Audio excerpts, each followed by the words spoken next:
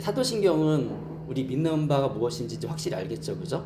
고백하실 때마다 그 누군가에게 당신이 믿는 게 뭡니까? 예수님 믿는데 어떻게 믿습니까? 그러면 저희 믿는 바는 이겁니다라고 얘기하면서 사도신경을 이렇게 쭉 이제 풀어서 얘기해주면 우리의 믿는 바를 전달해 주는 거예요. 뭐 그것이 또 전도도 되는 거고 내가 믿는 예수님을 알려주는 거고요. 그 다음에 이제 그러면 당신은 크리스찬으로서 어떻게 살고 있습니까? 라고 얘기하면 저는 이런 것들을 중요하게 여깁니다 라고 얘기하는 게 이제 십계명이죠. 우리 삶 속에서 중요하게 여기는 거. 첫 번째는 우리는 하나님의 외에 다른 신을 믿지 않습니다. 오직 하나님만 믿습니다. 저는. 그래서 그 십계명의 첫 번째가 하나님의 다른 신을 믿지 않는 거고, 두 번째가 뭡니까? 우상을 섬기지 않습니다. 저는 그래서 이런 뭐 돌멩이나 어떤 산이나 태양이나 이런 거를 신으로 생각하고 섬기지 않습니다. 이 하나님과 관계 얘기하는 거잖아요. 그리고 제가 하나님 사랑하기 때문에 하나님의 말씀을 함부로 말하지 않습니다. 하나님의 이름을 함부로 얘기하지 않습니다. 그리고 내가 주님의 자녀로서 이 주일날 하나님께 예배드리는 삶을 살고 있습니다. 이게 그래서 중요한 거예요. 예배가 내가 이 매주마다 내가 하나님의 자녀인 것을 상기시키고, 그리고 또 하나님은 굉장히 우리를 똑같이 대해주시거든요. 늘 제가 이렇게 말씀드리지만 우리가 하나님께 마음을 다하고 또 사모하는 마음을 가지면 하나님이, 물론 하나님 더 크신 분이니까 우리 불쌍히 여기셔서 또 도움의 손길이 있지만 우리 마음의 태도가 굉장히 중요하다는 겁니다. 예배 드릴 때 이런 것들. 그리고 그래서 하나님과 관계를 말하고, 그 다음에 이제 하나님께서 우리에게 말씀해 주시는 것은 부모님과의 관계죠. 그래서 얼마나 하나님과 관계가 중요하면 네 가지를 하나님과 관계를 얘기합니까? 그리고 나서 이제 다섯 번째는 뭐냐면 그 다음에 중요한 거, 이거를 어떻게 또 다섯 나누면 이 중요한 것 중에 하나를 이렇게 다섯 개 넣어놨다는 느낌도 들잖아요, 그죠? 10개를 좀 전체 하나라고 생각하면 그게 뭐냐면 부모님과의 관계를 잘해라. 근데 부모를 공경하라. 이렇게. 그래서 이렇게 우리가 만들어가는 거예요. 우리의 삶 속에서 사실 우리 부모님들은 이런 걸 못 배웠으니까, 아니면 배웠어도 잘 모르고 이해를 못하니까 좀 우리랑 다를 수 있지만 우리부터 시작하는 거예요. 우리부터 부모님을 공경하는 삶을 우리가 잘 살아야겠죠. 예. 그런데 어느 정도로 내가 하나님을 만나고 하나님을 사랑하는 만큼 부모님을 그렇게 부모님의 관계 속에서 잘 해야 된다. 성경은 그걸 가르쳐주고 있습니다. 그리고 나서 뭐 하지 말라고 하죠? 살인하지 말라. 살인하지 말라고 하잖아요. 여섯 번째, 살인하지 말라. 이렇게 누군가를 죽이는 행위를 하면 안 되는 거죠. 근데 죽이는 행위가 단순히 사람 목숨만 끊는 게 아니라 예를 들었죠. 다른 어떤 여성을 강간하는 것도 살해행위랑 똑같다. 그래서 그런지 하나님이 그 다음에 얘기해 준 게 뭐냐면 간음하지 말라라고 말씀하고 있어요. 간음하지 말라. 그래서 이거 굉장히 인간에게서 굉장히 밀접한 것들이잖아요. 이런 것들이. 그래서 우리 마음을 항상 이렇게 잘 이렇게 돌보는 게 되게 중요해요. 우리 마음이 예수님이 비유 기억나세요? 예수님 비유 중에 하나가 뭐냐면 우리 마음이 길가밭 같고, 그리고 돌짝밭 같고, 그리고 가시들이 이렇게 많이 있는 그런 밭 같다는 얘기를 하셨어요. 그래서 거기에 하나님 말씀이 떨어지면 여러 가지 이유 때문에 딱딱하거나 아니면 염려, 근심, 걱정 때문에 우리 마음이 너무 이렇게 그 상황이 안 좋으니까 말라 죽고 뿌리 내리다가 뿌리 못 내리고 이렇게 얘기하잖아요. 물론 본질이 그래서 그런 상황들이 있습니다. 근데 저도 이렇게 저를 살펴보면서 느끼는 게 뭐냐면 저 원래 진짜 길가밭 같은 사람이었거든요. 뿌리를 내릴 수 없는. 그리고 인생에서 돌짝도 엄청 많았어요. 길가에 돌짝도 있고요. 그리고 잡초도 엄청 많았어요. 근데 우리 농부이신 예수님을 만나니까 농부신 예수님이 이런 것들을 하나하나 없애주시더라고요. 그러면서 우리의 삶이 점점점 예수님이 기뻐하시는 모습으로 닮아가는 거예요. 그래서 끊임없이 싸워야 됩니다. 특별히 우리 이제 젊은 청년들, 이런 우리가 금방 뭐 음란이나 이런 것들이 우리 막 주변에 너무 많잖아요. 그리고 아직 여러분이 결혼하지 않았기 때문에 유혹이 많아요. 그건 자연스러운 거라고 얘기했어요. 이거 자체가 죄는 아니에요. 그래야지 결혼도 하고 자녀도 낳고 삶을 살아가니까. 근데 세상이 너무 안 좋은 개념으로 우리를 그런 걸 가르쳤기 때문에 우리도 모르게 거기에 물들어가지고 그렇게 하는 게 마치 세상에서 박수치고 막 친구들한테 자랑하고 뭐 이런 것들이 훨씬 나의 삶을 멋있게 만든 거라고 착각을 하는 거예요. 근데 실질적으로 우리가 모든 것들을 이제 지성도 커지고 그러면 유혹은 있지만 무엇이 우리의 삶에 정말 진정한 행복을 주고 아름다운 삶을 살아가는지 우리가 알 수가 있고요. 정말 그것이 결혼 전에 너무 이렇게 좀 쉽지 않은 것들인데, 근데 결혼하고 나면 어떤 사람은 생각 자체가 그렇게 음란하기 때문에 그냥 거기 빠져서 사는 사람도 있고, 그게 마치 인간으로서 최고를 뭐 누리는 것처럼 막 하는 사람들도 있는데 결국에는 행복하지 않아요. 그런 사람들이 행복한 가정을 가질 수 있을까? 단란한 가정 속에서 행복한 식사를 나눌 수 있을까요? 쉽지 않다고요. 이렇게 외롭고 결국에는 혼자 되고, 그 사람이 가지고 있는 것도 사라지면 그러면은 그냥 그렇게 사라진 인생이 될 수도 있겠죠. 그런 걸 쫓아가면 안 된다는 거죠. 그래서 이렇게 살인하지도 말아야 되고, 우리가 예수님 말씀하시잖아요. 여성을 보고 음란의 마음을 품는 것 자체가 예수님은 좀 더 엄격하게, 구약보다 이거는 더 엄격하게 말씀하고 계십니다. 네. 그 다음에 이제 오늘은 도둑질하지 못한다라는 말씀을 우리에게 주시고 계세요. 도둑질하지 못한다. 네. 도둑질하지 말라라고 얘기하고 있어요. 과연 이게 무슨 말씀을 주냐? 무엇이 도둑질일까? 자, 일단은 한국의 법을 한번 갖고 와봤습니다. 형법 제 329조. 타인의 재물을 절취한 자는 6년 이하의 징역 또는 1천만 원 이하의 벌금에 처한다. 그래서 이렇게 물건을 훔치잖아요. 그러면 6년 이하의 징역이나 1천만 원 이하의 벌금을 쳐야 돼요. 우리가 벌금을 내야 돼요. 그 정도에 따라서 이제 주는 거지만, 이렇게 이제 우리가 법원에서 판결을 바꾸면 도둑질하면 이렇게 됩니다. 그런데 이런 거 있어요. 이렇게 막 그 법원까지 가는 건 아니지만 순간적인 어떤 우리의 삶 속에서 이렇게 도둑질이라는 뭐 비슷한 게 생길 수가 있습니다. 이제 습관적인 지각, 특별히 이제 직장 생활할 때 왜냐하면 직장에서는 내가 출근하는 게 돈이잖아요, 그죠? 어쨌든 그러면 이 습관적으로 지각한다는 거는 직장인한테 이렇게 손해를 계속 일으키는 거잖아요, 그죠? 물론 요즘엔 자기가 이제 출근 시간 딱 적고 뭐 이런 게 다 시스템이 돼 있으니까 그거에 따라 자기의 봉급에 이제 영향을 주긴 하겠지만, 이게 이렇게 옛날에는 뭐 그렇진 않았던 것 같아요. 옛날에는 이런 거 정확하게 적는 데도 있겠지만 그렇지 않은 데도 있으니까, 이렇게 뭐 상황에 따라 다르겠지만 이런 것들, 근무 시간에 딴짓, 근무 시간에 이제 근무를 해야 되잖아요. 사람이 조금 뭐 딴짓을 할 수도 있다고 생각이 듭니다.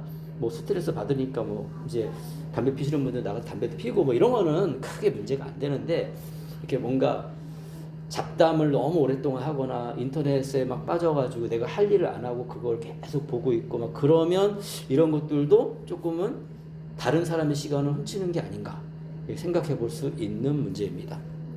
그래서 이런 걸 고민하셨던 이 모리스 이 목사님이라는 분이 계세요. 모리스 이 목사님이 이 도둑질 그리고 남에게 이거 피해를 주는 뭐 이런 것들을 이렇게 한번 이렇게 얘기해봤습니다. 노동자를 착취하는 고용주, 이것도 다른 사람 것을 훔치는 거잖아요, 그죠? 다른 사람의 시간을 뺏는 거잖아. 착취하는 거니까. 맡은 일에 깨부리는 일꾼. 근데 반대로 또 이렇게 일하는데 깨부리는 일꾼. 이런 사람도 이제 이 일을 맡긴 사람의 이렇게 어떤 것들을 깨부리면서 이렇게 도둑질하는 거죠. 그래서 내가 이제 일도 별로 안 했는데 뭔가 이익을 받는 거죠. 성과를 거짓으로 보고하는 월급쟁이.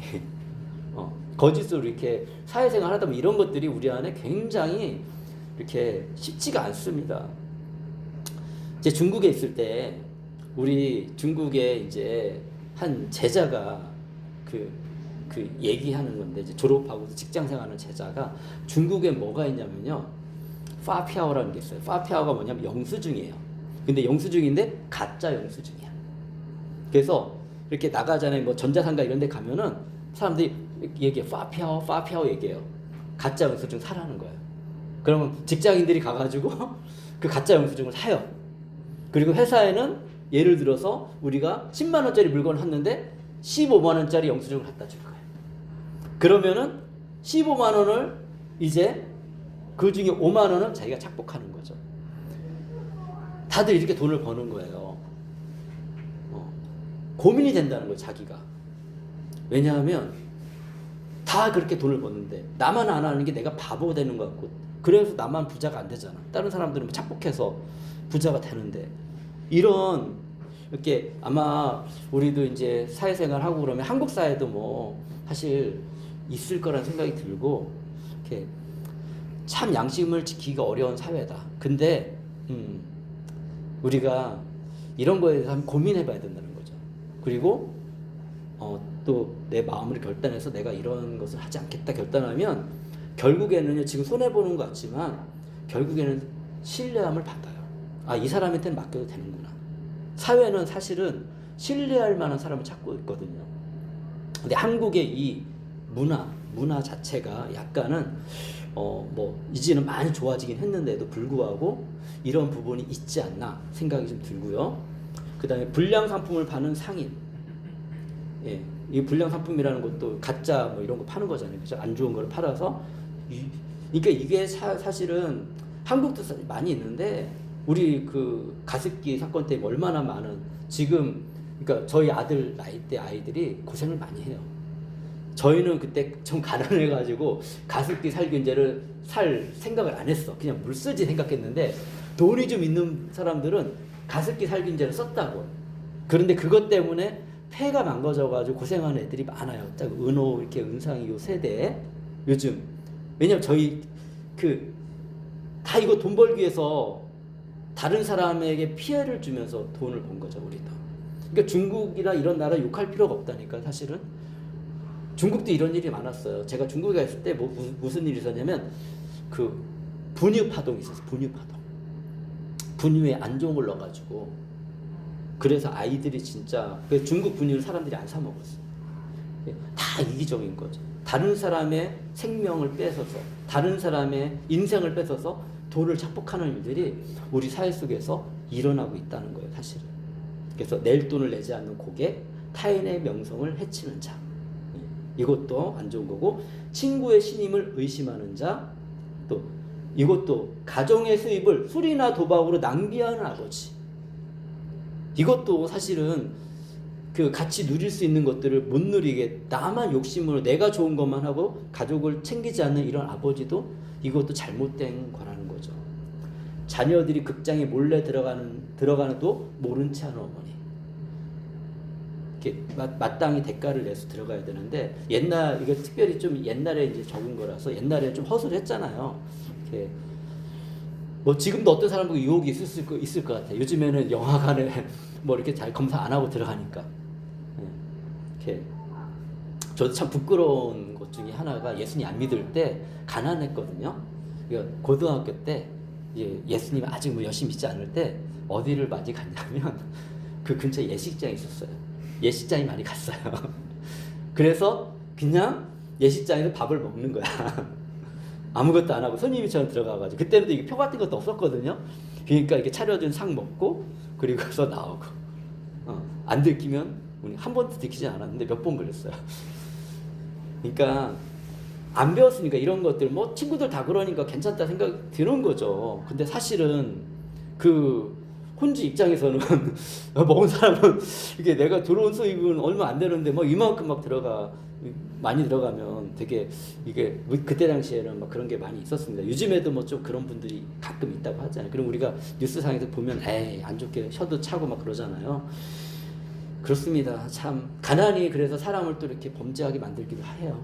이렇게 안타깝지만 소득세를 부정직하게 납부하는 사람들 많이 있잖아요. 요즘에 뭐 뉴스에 나오잖아요.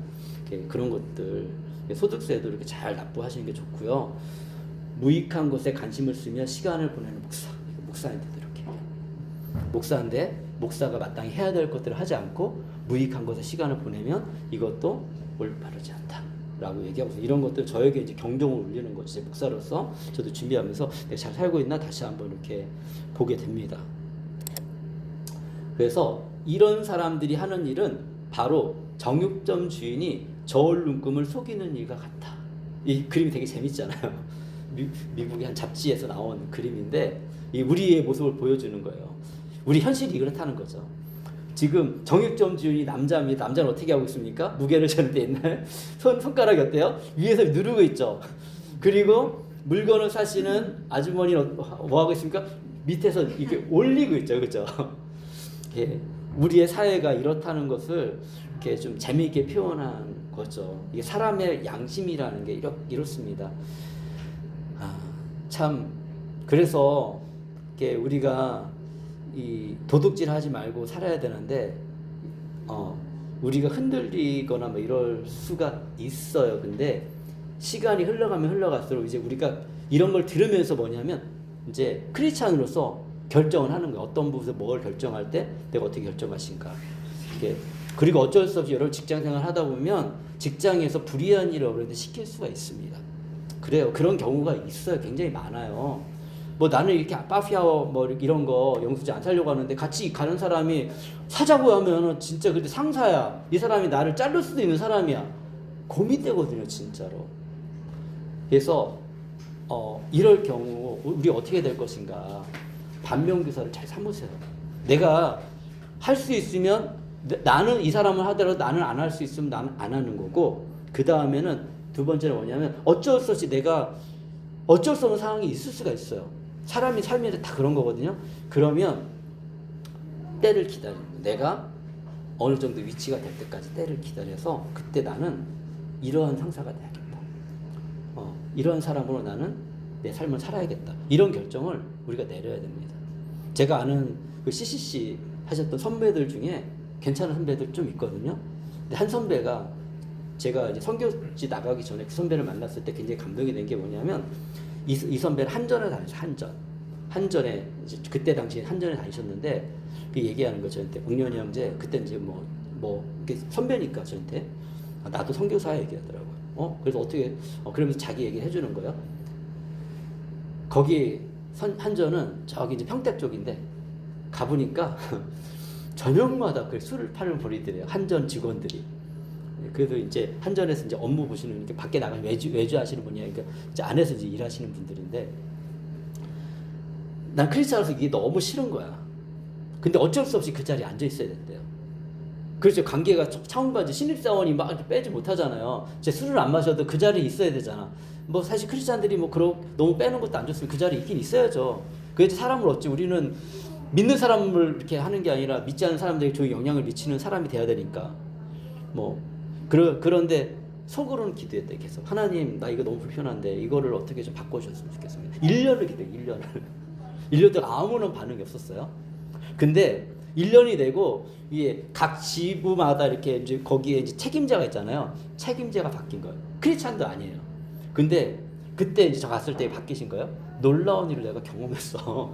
그게 뭐냐면 저녁에 술 먹는 그 회식 문화를 없애버렸어요, 그분이. 왜냐하면 와서 이렇게 보니까 업무를 상황을 보니까 이 사람들이 저녁마다 술 먹고 일이 제대로 안 돌아가는 한전이. 그러니까 이 회식 문화 없앤다. 이거 저녁에 술 먹는 회식 문화 없앤다. 그게 사라졌대요. 크리스찬도 아닌데. 이분이 그냥 맨날 말단 사원이 있지 않잖아요. 이렇게 올라가요, 점점. 그러면서 이분이 한 건 뭐냐면 너 기도 몇 년 뒤에 이제 만났는데 이렇게 그 신회를 만들었다는 거예요. 근데 처음에는 예수님 믿는 사람이 없는 줄 알았대. 근데 나중에 보니까 믿는 사람이 있어서 그냥 같이 그치 믿는 사람이니까 그리고 그래서 자기가 또 이제 선임이니까 이렇게 좀 같이 밥도 먹고 하면서 그냥 우리 뭐 밥 먹으면서 이렇게 우리 크리스찬이니까 서로 뭐 밥 먹을 때 이제 기도할 거 아니에요, 그죠? 하다가 기도하자. 우리 아침에는 바쁘니까 힘들고 점심에 밥 먹고 나서 우리 같이 밥 먹고 기도하자. 그러다 기도하다가 또 성경도 좀 잠깐 보자. 이렇게 시간 되니까 우리 한 30분 쉬는데 이렇게 잠깐 보고 기도하고 그래서 둘이 교제하는데 이제 여기 사람들이 한 명 두 명 붙고 그러면서 거기에 신회를 만들었어요. 그래서 이제 이렇게 모임을 만든 거죠. 크리스찬들이 모임을 만들어가지고 거기에 이제 리더 역할을 하시면서 지내시다가 이제 저기 지금 이게 외국에 나가셔서 주재원을 갔다 오셔가지고 한전을 그만두시고 선교사의 마음이 있으셔가지고 그만두시고 지금은 선교적인 기업을 세워나가려고 굉장히 고생하세요. 사실은 굉장히 고생해요. 지금 얼마 전에 저 카톡 받았거든요. 회사 이름 다시 바꿨다고 하면서 이렇게 들으면서 근데 저는 이런 선배님들 보면서 멋있다는 생각이 들어요. 충분히 한전에서 계속 발전하실 수 있는 분이거든요. 근데 선교적인 마인드, 아프리카 주재원 가시면서 거기에 사람들의 필요를 보면서 난 여기를 좀 도왔으면 좋겠는데 한전 직원으로는 내가 한계가 있으니까 이거 내려놓고 내가 이제는 그 사업을 내 기술을 가지고 사업을 해서 거기를 도와야겠다. 여러 가지 프로젝트를 진행하시고 쉽지는 않은 것 같아요. 근데 이런 분은 하나님 만났을 때 굉장히 되게 푸근한 하나님의 사랑이 있을 것 같아요. 멋있잖아요. 저는 이런 선배가 있다는 게 멋있고 이런 분들 보면서 우리 사회 속에서도 충분히 크리스찬으로서 잘 살아갈 수 있다. 이렇게 중요한 거는 우리 마인드의 마음. 내가 어떤 마음을 가지고 어떤 소망을 가지고 기도하면서 때로는 인내도 필요합니다. 근데 소망을 가지고 인내를 가지고 기도하면 제가 초반에 말씀 시작할 때 기적이 일어난다고 그랬잖아요. 그죠? 이거는 이해가 안 되는 거잖아요. 그죠? 갑자기 초신성이 떠가지고 예수님이 태어날 거 어떻게 알고 사람들이 와가지고 또 예수님이 이집트에 피난 가는데 거기 피난 갈 수 있는 피로를 채워주시잖아. 하나님이. 황금, 모량 뭐 이런 것들 이렇게 전달해줘가지고 이렇게 그럼 너무 딱딱딱 맞지 않아요? 가난한 사람이 이집트까지 피난 가가지고 어떻게 살아요? 목수 진짜 굶어 죽을 수도 있지. 근데 그 피난 갔을 때 어떤 피로들도 하나님이 되게 놀랍게 채워주시지 않습니까? 우리도 한번 이런 하나님의 놀라운 기적을 한번 믿어보자고요. 그렇다고 너무 환상적으로 살라는 게 아니에요. 근데 정생적인 삶 속에서 성실하게 이런 말씀 들으면서 내 삶을 차근차근 준비하면서 그러면서 하나님이 나에게 주신 비전은 무엇인가 기억하고 기도하면서 한 걸음씩 가보자고요. 그러면 그 끝은 다를 수 있어요. 진짜로. 그리고 때로는 세상 속에서 영광받는 그런 성공이 아닐지라도 나는 이러한 사람이 하나님이 정말 기뻐하시고 그 사람의 삶에는 충분한 하나님의 보상이 있다. 이렇게 살아가는데 자녀들이 막 이상하게 크겠어요? 이렇게 살아가면 자녀들이 이상하게 크지 않아요. 그럴 수밖에 없어. 이게 왜냐하면 그래도 보는 게 있고 느끼는 게 있거든. 나이가 들어가면서 성장하고 저같이 전혀 하나님을 모르는 사람도 하나님을 이렇게 알고 나서 주변에 하나님 믿는 사람들 보면서 요만큼 왔는데 우리는 훨씬 좋은 환경 속에 살고 있고 우리의 자녀들도 훨씬 좋은 환경 속에 자라갈 거니까 나로부터 하나님이 새로운 시작하는 거예요. 근데 첫 번째 한 걸음 내딛는 사람이 쉽지가 않아요. 왜냐면 내가 그런 환경 속에 자라지 않았거든. 그리고 나도 불완전한 사람이거든. 근데 싸워야 되고 이게 싸우는 거거든 진짜. 근데 세상과 싸운다고 사실은 내 안에 죄하고 싸우는 거예요. 결국에는 내 안에 죄에서 싸우고 승리하면 그러면 그 다음에 한 스텝으로 세상 속에서도 우리가 잘 살아갈 수 있는 힘을 얻을 수 있어요. 이런 도덕성 되게 중요하거든요. 정말로. 결국에는 신뢰를 받는다니까요. 저는 그거를 군대 생활에서 늘 얘기하지만 경험해봤어요. 아주 작은 일로. 자판기 관리하는 일을 저한테 맡기더라고요. 돈 관리하는. 근데 자기들 술 친구한테 맡기지 않더라고요. 세상은 그러니까 크리스찬에 대한 그래도 여전히 기대가 있다는 거예요. 이 사람은 그래도 정직하고. 그렇죠. 정직하게 저 계산해가지고 이렇게 줬죠. 가끔 가다가 커피 한 잔 정도는 제가 마시긴 했지만 제가 마음대로 먹을 수 있으니까 이렇게. 근데 그것도 뭐 물 가르고 와서 맛볼 때 이렇게 했지. 저도 돈 100원씩 넣고 100원씩 받았거든요. 100원씩 넣고 먹고 그 신뢰감을 깨면 안 되잖아요. 크리스찬으로서. 근데 이런 것들이 되게 지금 우리 성도님들에도 도움이 되잖아요. 제가 그때 그렇게 안 했으면 그냥 똑같이 그냥 크리스찬이지만 그 친구들하고 같이 똑같이 그냥 술 먹고 그들하고 어울렸으면 그 사람들이 나를 어떤 사람으로 기억했을까? 아이고 저기 뭐 크리스찬이라고 얘기하고 그렇게 했더니 별거 아니네 이렇게 생각했을 텐데 적어도 저도 혼자 막 이렇게 흔들릴 때가 있었지만 그래도 그들과 함께 지낼 때 그 크리스찬의 마인드를 잘 지켜나갔기 때문에 작은 어떤 걸 그들의 마음속에 이렇게 남겼다고 생각이 듭니다. 그런 거예요. 우리가 큰 일을 할 수 없지만 그 작은 것이 근데 작은 게 아니라는 거죠. 하나님 보실 때 작게 보지 않는다는 거죠. 그걸. 그래서 우리가 잘 살아가야 돼요. 도둑질을 뭐라고 하냐면 가나브라고 하고 있습니다. 그 뜻은 뭐냐? 은밀한 절도행위를 얘기해요. 은밀한 절도행위. 다른 사람에게 속한 것을 그의 동의나 인지 없이 가져가는 거. 은밀한, 우리 삶 속에 이런 게 얼마나 많았습니까? 은밀한 절도행위 많았잖아요. 그죠? 예. 그리고 아간의 도둑질, 이렇게 혹시 기억하십니까? 아간이 누군지 알아요? 아간은 여호수아가 그 이제 가나안 땅에 들어갈 때 그 여리고성을 무너뜨리잖아요. 하나님 무너뜨려 주잖아요. 그러면서 하나님이 그때는 굉장히 무서운 하나님이셨어요. 이렇게 나중에 이것도 좀 연구해서 말씀드리겠지만 다 죽이라고 했거든요.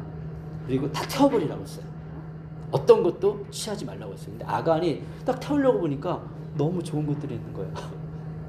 조금 챙겨가지고 자기 그때 장막이, 그러니까 집이 아니고 장막에 이렇게 땅에 숨겨놨어. 근데 하나님이 그걸 너무나 잘하셔. 하나님은 아시는 거예요. 그 다음 전쟁이 아니면 아이성이라고 훨씬 작은 성이에요. 근데 여호수아가 되게 자신만 이렇게 사람을 보냈거든요. 패배하고 들어왔어. 여리고성을 무너뜨렸는데 그때 당시에 그 중심 도시를 무너뜨렸는데 아주 작은 성이 거기 패배하고 들어온 거예요. 왜 그러냐? 그래서 하나님께 그때는 물어봤더니 너희 중에 깨끗하지 않은 자가 있다. 그게 누구냐면 아간이었어요. 죽임을 당했어요. 아간은 결국에.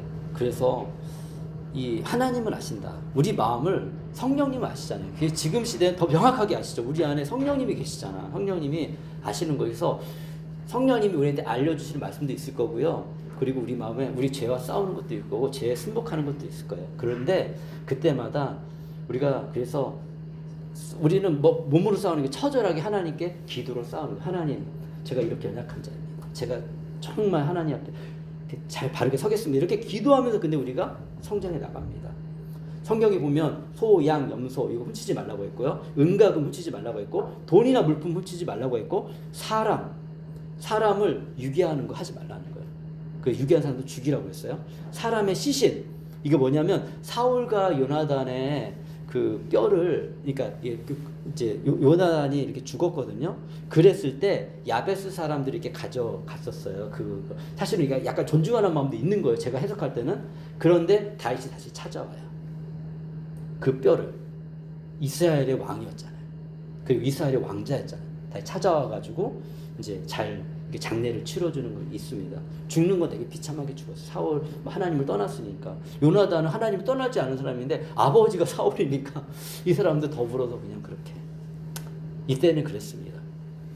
그래도 뭐 그 아들은 다윗이 잘 돌봐가지고 또 이렇게 이제 역사가 이어지는데 사람의 마음을 뺏은 사람도 있습니다. 다윗의 아들이 압살롬이 사람의 마음을 뺏었어요. 그래서 다윗을 배반하고 다윗의 왕의 자리를 취하고 다윗의 후궁들을 범한 사람이 바로 이 압살롬이에요. 결국에는 심판받았죠. 아름다운 사람이었는데 머리카락을 그때는 길게 기르는 게 아름다웠나 봐요. 머리카락이 그냥 숯불에 걸려가지고 그래가지고 그 발견해서 죽였잖아요.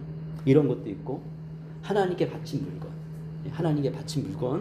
이거는 아이성 여기 아까 7장 우리 본 거고 이게 그래서 그게 태워버리는 거지만 하나님께 바친 물건이었던 거예요. 근데 내가 취하지 말라는 거죠. 그거를. 드라빔 이거는 뭐냐면 신인데 뭐냐면 그 야곱의 아내 라헬이 라반한테 떠나올 때 라반의 그 우상을 훔쳐와요. 남의 우상을 사실은 아무 능력도 없는 거거든. 근데 그때 당시에 그 신앙은 그게 신이 자기를 보여줄 거예요. 하나님에 대한 개념이 이렇게 야곱이 하나님 있지만 그 아내가 하나님의 개념이 아주 풍부한 게 아니었어요. 근데 결국에는 그거 다 버리거든요. 땅에 파묻어 버리고 나중에. 그러니까 사람의 욕심이 이런 거죠. 여호와의 말씀을 그러니까 함부로 하나님의 이거 예언자 목사들도 중요해요. 함부로 하나님 말씀을 함부로 전하지 말라. 그리고 함부로 예언하지 말라. 제가 요즘에 그 이단에 관한 책 우리 목회 칼럼에도 썼는데 뭐냐면 이단에 관한 책 한 기자가 이단들을 이렇게 연구하신 침투해가지고 그들의 잘못을 다 이렇게 밝혀낸 그 책이 신간이 나왔더라고요. 그래가지고 도서관에서 보고서 쭉 읽었는데 그런 사람들이 바로 함부로 예언하는 거예요. 함부로 하나님의 이름을 빙자해서 세상에 종말이 왔다. 내가 성령이다. 한국에 성령이 얼마나 많은지 몰라요. 하나님을 빙자해 그러지 말라는 거예요. 그래서 우리가 모르면은 근데 우리 똑똑한 사람들이 거의 다 빨려 들어간다니까요. 모르니까. 그러니까 하나님에 대한 어떤 신에 대한 소망함이 있는데 빨려 들어가서 잘못된 신앙 가지고 크리스찬들도 잘못된 신앙으로 생활할 수 있습니다. 하나님 말씀 모르니까 그냥 이렇게 미신 같은 거 같이 믿는 거예요. 그냥 미신 같은 거. 이렇게 귀신 쫓아가고 막 이런 분들 교회 다니면서 전보러 다니고 이런 게 있거든요. 우리 안에 지금 현재도 있어요. 현재도 이게 뭐 다 뭐냐면 하나님을 제대로 모르기 때문에 이게 뭔가 걔네들이 더 힘이 센 것 같이 느껴져요. 근데 결국 예수님이 가장 대빵입니다. 그리고 하나님 외에 다른 신이 없다고 성경은 얘기하고 있어요. 다 이렇게 사탄이 그 하나님의 적인 사탄이 끊임없이 만들어내는 우리에서 죄가 만들어내는 그 대상들이지 하나님만이 참신입니다. 한번 믿어보세요. 믿어보면 다 믿고 있지만 그분을 정말 신뢰하고 한번 살아보세요. 그러면 여러분 결국에는 그분을 찬양하게 될 겁니다. 성경이 증명해주고 있고 저도 작은 저의 삶이지만 저의 삶으로 증명할 수 있습니다. 그럼 너무 감사하고요. 하나님이 이렇게 우리의 삶을 인도해 나가십니다. 조금만 더 할까요? 이제 거의 다 했어요. 가족 안에서의 도둑질도 안 됩니다. 뭐냐면 라반이 야곱을 속여요. 라반은 누군지 알죠, 그죠? 네, 이 외삼촌이잖아요, 야곱의. 근데 이제 그 야곱이 에서를 속이고 도망친 데가 라반한테 갔잖아요. 갔는데 라반이 야곱을 속이죠. 그래서 처음에 야곱이 그 라헬을 사랑했는데 레아를 줘가지고 7년 동안 기다렸는데 또 7년 또 그 처갓집을 위해서 수고하잖아요. 그래서 또 14년 동안. 그런데 라반이 계속 속여요. 너 이거 양 줄게 했는데 자꾸 이거 전박이 있고 이런 양도 너한테 줄게 하는데 딱 자기 아들들한테 야 아는 거죠. 왜냐하면 전박이 있는 양하고 또 전박이 없는 양하고 이렇게 교미해서 새끼를 낳으면 전박이 있는 양이 생기니까 전박이 있는 것들 이런 것들은 다 떼어가지고 자기 아들 보고 저쪽 가서 하라고. 야곱도 하나님을 신뢰하지 잘 모르니까 자기 방법대로. 근데 하나님 은혜를 야곱의 방법이 잘한 게 아니에요. 하나님 은혜를 주셨어. 그러니까 어떻게 DNA를 조작하셔가지고 하나님이 날 때마다 그런 전박이 같은 거 주니까 이제 야곱이 이제 점점 이렇게 부유한 게 되죠. 그런데 그 도망쳤잖아요. 야곱이 라헬이 라반을 속입니다. 도망칠 때 드랍이 훔쳐갖고 왔잖아요. 그죠? 그리고 야곱도 라반한테 떠나올 때 속여서 몰래 이렇게 나오죠. 당당하지 않았어요. 하나님을 신뢰하는 마음이 야곱도 처음부터. 그러니까 우리 인생이 사실 야곱 같은 인생이에요. 아브라함처럼 딱 하나님 신뢰하고 아브라함도 흔들리잖아요. 근데 다윗처럼 하나님을 신뢰하고 다윗도 죄를 짓잖아요. 근데 야곱은 진짜 하나님을 자기의 방법대로 하다 안 되니까 거기 그 바닥에서 하나님을 만나는 거 쫓겨가면서 그러면서 이제 베델에서 하나님을 만나고 그리고 천사를 이렇게 보고 아 내가 정말 하나님이 나의 하나님이시 진짜 되신다면 그것도 조건이 있어요. 그럼 내가 이제 나를 돌봐주시면 내가 하나님을 믿겠습니다 하고서 다시 이제 돌아올 때 하나님을 신뢰하죠. 한순간에 하나님 믿는 게 아니라는 것을 우리가 알 수 있습니다. 이런 내용들을 그래서 구약을 알아야 돼요. 구약을 알아야 우리의 믿음의 여정을 알 수가 있고 그런데 예수님을 믿으면 이것이 내 것이 된다는 것도 알게 되는 거예요. 신약을 알아야. 예수님 믿기만 하면. 구약에서는 선택된 사람만 이런 삶을 살았는데 신약에서는 누구든지 믿기만 하면 그 죄가 용서되고 이런 삶을 주시겠다 약속하시는 거거든요. 그러니까 여러분에게 이런 삶이 있으니까 여러분들 예수님을 신뢰하고 오늘의 삶을 사십시오. 한 주의 삶을 사십시오. 내 안에 인생에 문제가 있으니까 하나님을 의지하고 하나님께 기도하십시오라고 신학은 끊임없이 우리한테 얘기하는 거예요. 요즘에 제가 400년 정도 됐을 때 예수님이 이게 승천하신 이후에 그때 그 역사학자가 쓴 기독교 역사를 지금 쭉 보고 있거든요. 그러면 이제 예수님 시대부터 그 400년 사이에 굉장히 고통받고 힘든 시대였는데 그때도 사실 지금 시대가 똑같아요. 이단들도 엄청나게 많고요. 그리고 이런 그 믿음의 사람들이 이 이단들과 싸우느라 고생도 많이 했고 책도 많이 썼고 그러면서 또 고통도 되게 많았고 우리 북한 같은 때는 굉장히 고통을 받고 있잖아요. 지금 그런 고통들이 그 시대에는 굉장히 많았고 로마 시대 기독교만 박해했어요. 기독교만. 근데 하나님의 은혜로 이제 그 콘스탄틴 황제를 통해서 로마가 이제 기독교를 받아들이게 되죠. 이런 이제 그 시점에 있는 사람이 그 쓴 책이에요. 그걸 쭉 읽어가면서 이게 다르지 않구나. 오늘날 시대는 다르지 않구나. 그래서 역사도 공부하십시오. 여러분 개인적으로 이렇게 책도 읽으시고 하면은 하나님이 역사를 어떻게 이끌어주시는지 기독교의 관점으로 보이면 보여져요. 재밌어요. 여기 시간 많이 있을 때, 시간 날 때, 이렇게 연휴잖아요. 연휴일 때, 그런 역사책도 하나 사가지고 이렇게 쭉 보시고, 기독교 역사 궁금하시면 보시고, 저는 이제 십자군 이제 보려고 하거든요. 십자군 전쟁도 진짜 우리가 잘못한 것 중에 하나예요. 근데 제가 이제 로마 역사 딱 보고, 그 다음에 이어지는 게 십자군 고시대요. 중간기 책을 찾고 있는데 못 찾아서 십자군 책을 읽어야겠다 생각하는데, 이제 읽어가면서 하나님의 인도하심, 그리고 또 우리의 부패함, 기독교인의 부패함도 되게 많이 느낄 수 있어요. 그런데 보면, 예.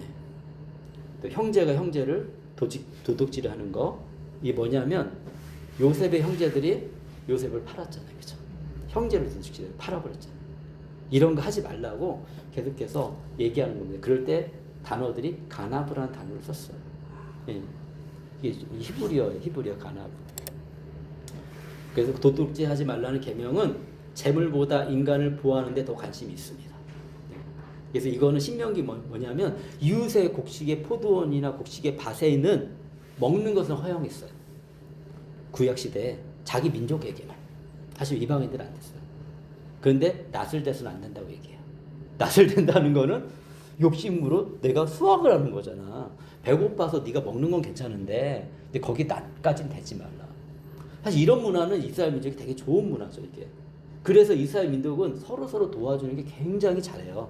지금도 성인이 되잖아요. 성인이 되면 가족들이 모여가지고 이 성인 된 아이를 축하해 주는데 이 아이한테 돈을 줘요. 근데 많이 줘요. 좀 이렇게 한국으로 하면 이렇게 막 1,000만 원대 이렇게 줘요. 왜냐면 다들 부자거든, 그 사람들은.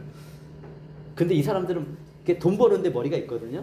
그래 가면은 이 청년의 그 돈을 가지고 마치 다 쓰는 게 아니라 인생의 기반, 성인이 됐으니까 너 인생의 기반을 우리가 주면 이걸 가지고 네가 이제는 네 삶을 잘 살아가요. 굉장히 유럽 사람들, 미국 사람들 독립적이거든요. 대학교 가면은 부모님이 안 도와줘요. 그냥 자기가 아르바이트 살아요.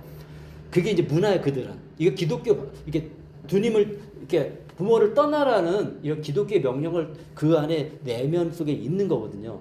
그 굉장히 개인주의고 떠나는데, 근데 유대인들이 이렇게 떠날 때 그냥 떠나게 하지 않는다는 거예요.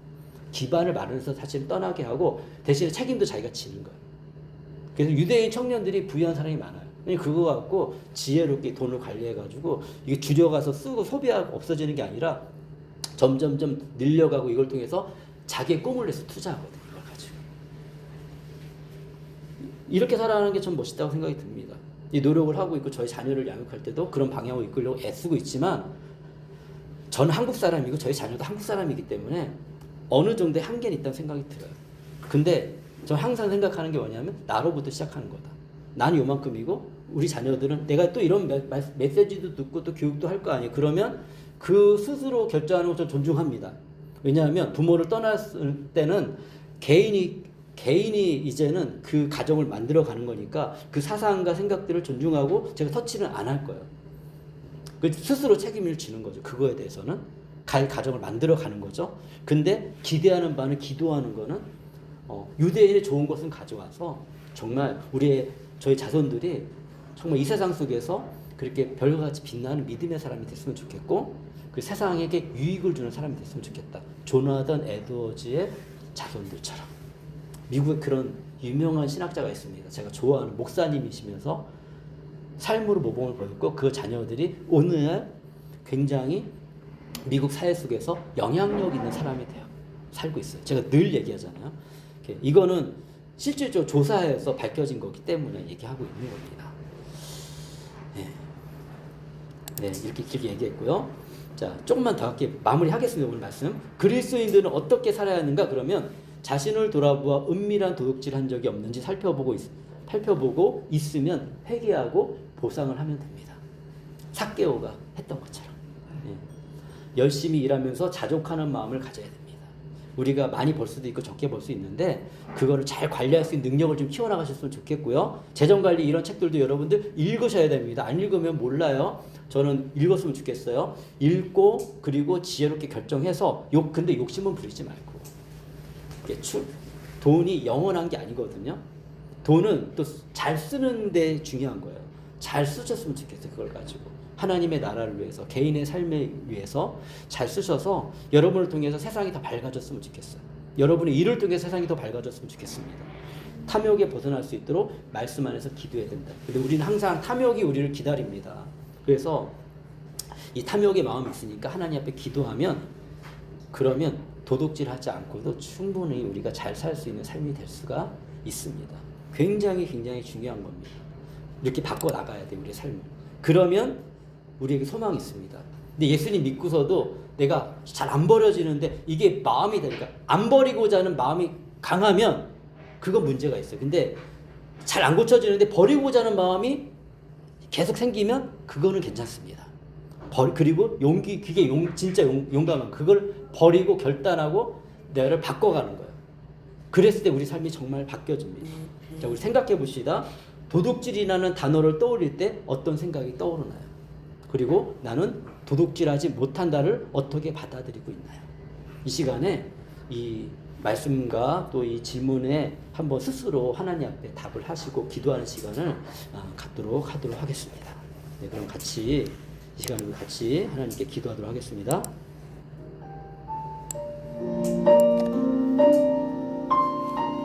하나님, 주님이 우리에게 도둑질하지 말라고 말씀하셨습니다. 하나님, 정말 우리가 찬양합니다. 주님 감사합니다. 기도하겠습니다. 하나님 감사합니다. 주님, 도둑질하지 말라고 주님께서 오늘 말씀하셨습니다. 주님, 우리가 삶을 살아가다 보면 또 하나님 알기 이전에 또 하나님 알고 있지만 우리가 잘 바뀌어지지 않는 것들이 있습니다. 이것뿐이겠습니까? 여러 가지가 있습니다. 하나님, 그 가운데 우리는 애쓰고 또 투쟁하고 싸우고 있습니다. 무엇보다도 우리의 싸움은 혈과 육에 대한 싸움이 아니라 정말 하나님 앞에 우리를 자복하고 기도하며 끊임없이 하나님 앞에 우리의 삶의 소망을 간구하며 그렇게 하루 한 걸음 한 걸음 걸어가고 있습니다.